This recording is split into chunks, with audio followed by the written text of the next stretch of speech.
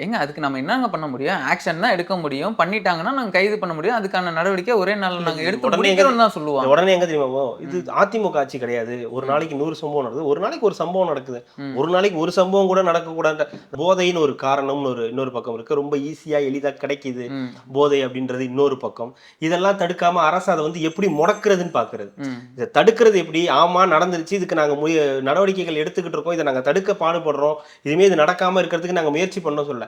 அப்படியான்னு கேட்கிற மாரி ஒரு அமைச்சரு. ம். ஆ அப்படி இல்ல இதெல்லாம் நாங்க அதிமுக ஆட்சி காலத்துல அப்படின்னு எப்படியாவது மடைமாற்றணுமே தவிர, இத தடுத்து நிறுத்தி இதுக்கு வந்து ஒரு வழிவகை செய்யணும். ம். பெண்களுக்கு இந்த மாரியான இது நடக்கக்கூடாது அப்படின்ற மாரி இதெல்லாம் கிடையாது. எப்படியாவது இந்த செய்திய முடக்கிரணும். விஜய் அவர்கள்ட்ட சொல்லக்கூடிய விஷயம் இதுதான். ம். நீங்க இந்த மாரி அறிக்கைகள அப்பப்ப ரிலீஸ் பண்ணிட்டு இருங்க. நீங்க முன்னாடி அறிக்கையாவது குடுத்துட்டு இருந்தீங்க. இப்ப ம். அறிக்கையுமே ரொம்ப கம்மியாயிடுச்சு.